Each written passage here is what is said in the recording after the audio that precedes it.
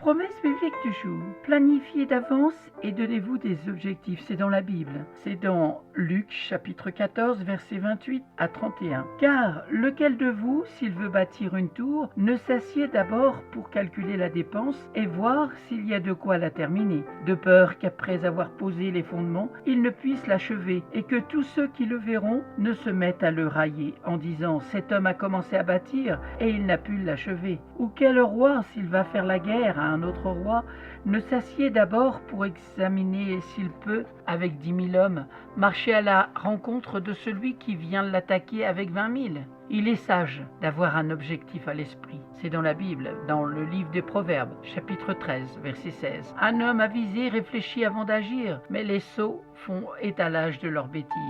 Faites-vous conseiller à bon escient pour qu'on vous aide à fixer vos objectifs. C'est dans le Proverbe, chapitre 15, verset 22, où il est écrit « Les projets échouent, faute d'une assemblée qui délibère, mais ils réussissent quand il y a de nombreux conseillers. Planifiez vos objectifs avec soin et volonté, pas dans la hotte. Proverbe, chapitre 21, verset 5. Les projets de l'homme, dis-je, ne mènent qu'à l'abondance, mais celui qui agit avec précipitation n'arrive qu'à la disette.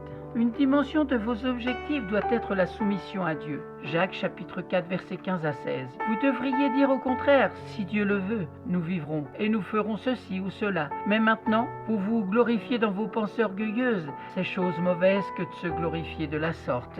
Dieu accorde une valeur étonnamment élevé à ces créations humaines. Psaume 8, versets 3 à 5. Quand je contemple les cieux, ouvrage de tes mains, la lune et les étoiles que tu as créées, qu'est-ce que l'homme pour que tu te souviennes de lui, et le Fils de l'homme pour que tu prennes garde à lui? Tu l'as fait un peu inférieur à Dieu, et tu l'as couronné de gloire et de magnificence. Nous sommes précieux pour Dieu. Il ne peut nous chasser de son esprit. Psaume 139, versets 17 à 18. Que tes pensées à mon sujet, ô Dieu, me semblent impénétrables, que le nombre en est grand. Si je les compte, elles sont plus nombreuses que les grains de sable. Je m'éveille et je suis encore avec toi. Notre bien le plus précieux est notre citoyenneté du royaume de Dieu. Matthieu chapitre 13 verset 44. Le royaume des cieux est encore semblable à un trésor caché dans un champ. L'homme qui l'a trouvé le cache et dans sa joie, il va vendre tout ce qu'il a et achète ce champ. La chose la plus importante et précieuse dans notre vie, c'est notre vie éternelle. Matthieu chapitre 16 verset 26. Et que servirait-il à un homme de gagner tout le monde s'il perdait son âme? Ou que donnerait-il à un homme en échange de son âme?